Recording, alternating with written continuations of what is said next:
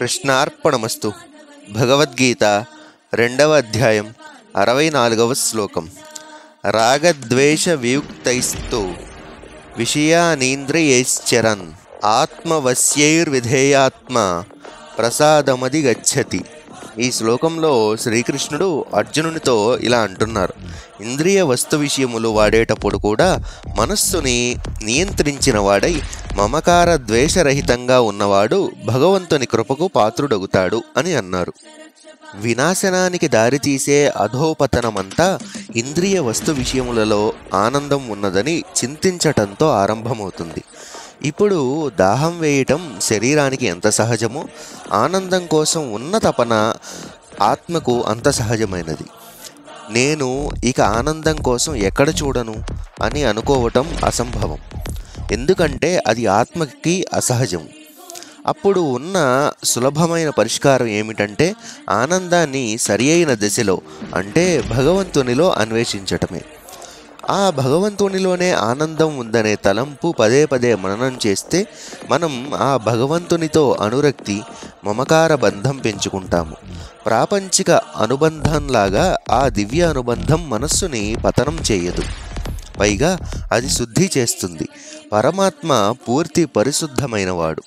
మనం మనస్సుని పరమాత్మతో అనుసంధానం చేస్తే మన మనస్సు కూడా పవిత్రమవుతుంది.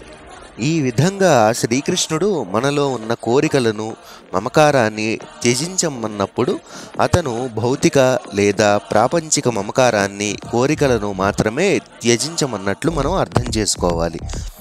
ఆధ్యాత్మిక మమకారం, కోరికలు త్యజించకూడదు. నిజానికి అవి మెచ్చదగినవి.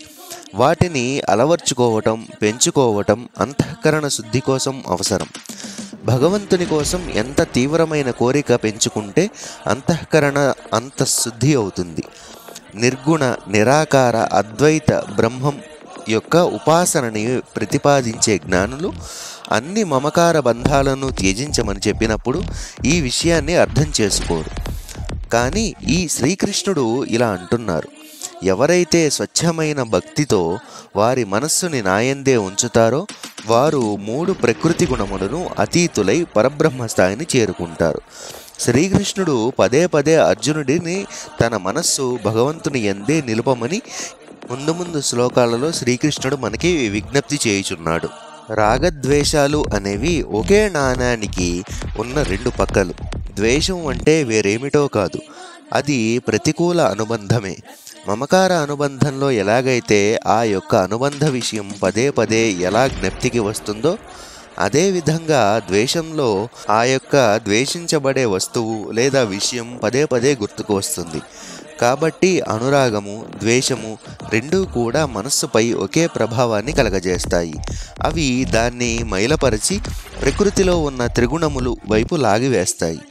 మనస్సు అనేది రాగద్వేషములకు అతీతముగా ఉండి అది భగవద్భక్తిలోనే నిమగ్నమై ఉన్నప్పుడు వ్యక్తికి భగవంతుని కృప లభించి అపరిమితమైన దివ్య ఆనందాన్ని అనుభవిస్తాడు. ఆ యొక్క ఉన్నతమైన రుచిని అనుభవించిన తరువాత మనస్సుకు ఆయా వస్తువులను వాడుతున్నా ఇక ఇంద్రియ భోగ వస్తువులపై అనురక్తి ఉండదు. ఈ ప్రకారంగా మనందరిలాగానే రుచి చూస్తున్నా, స్పర్శిస్తున్నా, వాసన చూస్తున్నా, వింటున్నా మరియు చూస్తున్నా స్థితప్రజ్ఞుడు రాగద్వేషాలకు అతీతంగా ఉంటాడు. జై శ్రీకృష్ణ.